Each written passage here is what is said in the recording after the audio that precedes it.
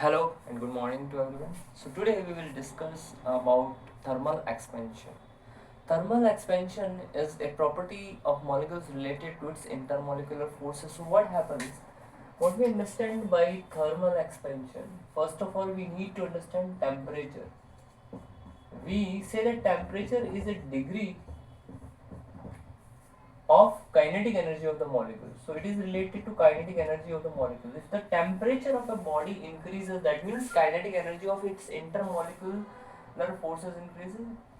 A molecule is vibrating with some velocities.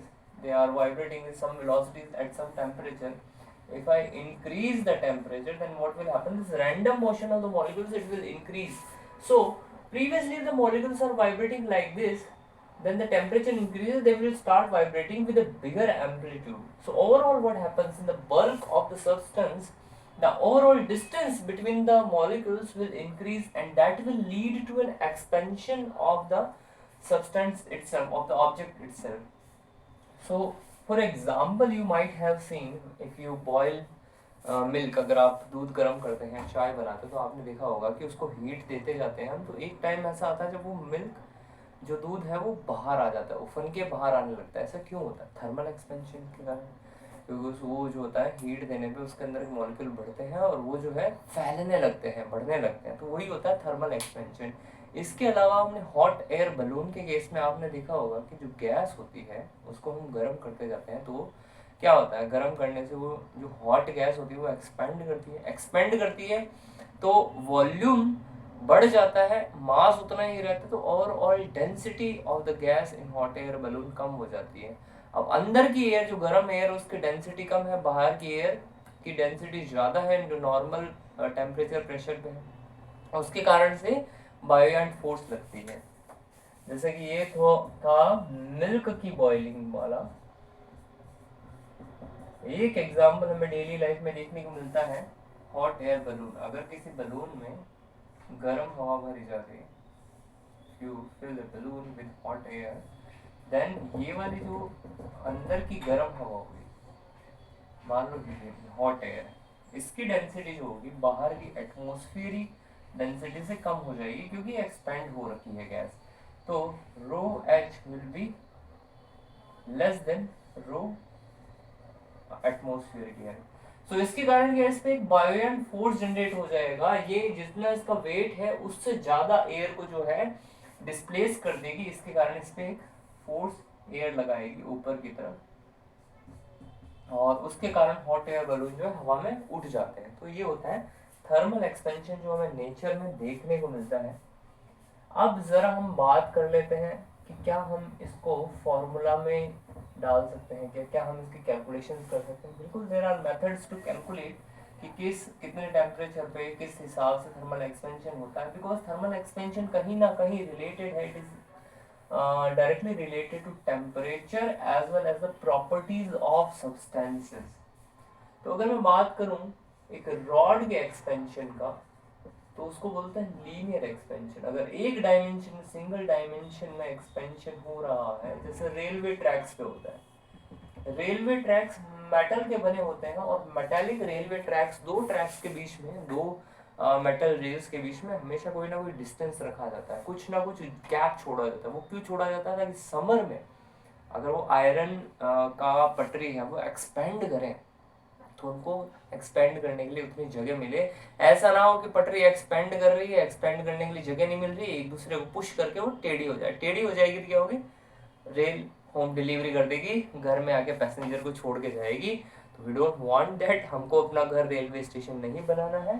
इसके लिए railway पटरी के बीच में भी रखा जाता है गैप. अब कैसे होता है ये मान लो कि आपके पास में एक रॉड है, एक वन डायमेंशनल रॉड है, एल नॉट लेंथ की, ठीक है. This is the rod. मान लो कि आपने इसका टेम्परेचर जो था, पहले था इनिशियल टेम्परेचर था, इसको फाइनल टेम्परेचर तक बढ़ाया, T I initial to T final. Change in temperature यहाँ पे हुआ, final temperature minus initial temperature. ये देखा गया कि जो इसका रॉड का एक्सपेंशन है, जैसे कि मान लो इस टेम्परेचर को बढ़ाने पे रॉड कुछ एक्सपेंड कर गई, पहले रॉड थी इतनी लंबी, थोड़ी सी जो है ज़्यादा एक्सपेंड करके बढ़ गई है। ठीक है, ये मान लो ए है, ये बी पॉइंट है, ये सी पॉइंट है, तो बी सी लेंथ रॉड की इंक्रीज होगी। पहले ए बी लेंथ थी, अब ए सी लेंथ हो गई, बी सी इजाफा हो गया, इंक्रीज हो गया रॉड की लेंथ में। This is final length. मान लो फाइनल लेंथ कितनी होगी, initial length L not plus कुछ लेंथ जो इंक्रीज हुई है डेल्टा एल। ये देखा गया कि जो डेल्टा एल है, चेंज इन लेंथ है, वो प्रोपोर्शनल आ रहा है चेंज इन टेम्परेचर के। और ये भी देखा गया कि इसके अलावा डेल्टा एल इस पे भी डिपेंड कर रहा है, इसकी ओरिजिनल लेंथ कितनी है उस चीज पे भी डिपेंड कर रहा है। तो ऐसे करके हमने कहा कि इन दोनों चीजों पे ही डिपेंड कर रहा है और किसी चीज पे डिपेंड नहीं कर रहा। टेम्परेचर जब डिफरेंस बहुत कम है, बहुत कम टेम्परेचर आप बढ़ा रहे हो, केवल इन दोनों पे डिपेंड कर रहा है। तो इसके लिए एक लॉ लिख दिया गया कि डेल्टा एल एक्चुअली है, it is L not alpha delta T. अभी जो अल्फा है ना, ये बेसिकली कैटर करता है सब्सटेंसेस की प्रॉपर्टीज पे। अलग अलग सब्सटेंसेस का अलग अलग तरीके से जो है एक्सपेंशन होता है टेम्परेचर देने पे, क्योंकि उनकी अलग अलग इंटरमोलिकुलर फोर्सेस होती है, मॉलिक्यूल्स अलग अलग होते हैं। आयरन रॉड अलग तरह के से एक्सपेंड करेगी same degree of temperature rise पे, कॉपर रॉड अलग तरह से एक्सपेंड करेगी, एल्यूमिनियम का अलग तरह से एक्सपेंशन होगा। तो उसके कारण से ये जो अल्फा जो हमारे पास में आया है, इट डिपेंड्स ऑन मटेरियल। ये मटेरियल की इंटरनल मॉलिक्यूलर फोर्सेस पे डिपेंड करता है या इंटरनल प्रॉपर्टीज पे डिपेंड करता है।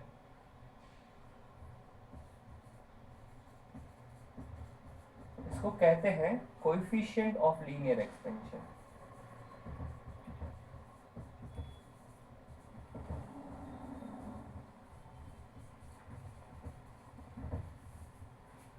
ठीक है, तो अगर आप फाइनल लेंथ एल को लिखना चाहो कि फाइनल, मान लो फाइनल लेंथ एल होगी, that will be L not plus delta L, that is L not plus L not alpha delta T. इसका मतलब हो गया फाइनल लेंथ को लिखा जा सकता है L not into one plus alpha delta T. यही लॉ है लीनियर एक्सपेंशन के लिए हमारे पास में, कि आपका जो फाइनल लेंथ है वो अल्फा डेल्टा टी को मल्टीप्लाई करोगे और एल में ऐड कर दोगे एल नॉट में, तो आ जाएगी। तो this is linear expansion for you. Next class में हम लोग एरियल एक्सपेंशन, वॉल्यूम एक्सपेंशन के बारे में बात करेंगे। तब तक के लिए ऑल द बेस्ट।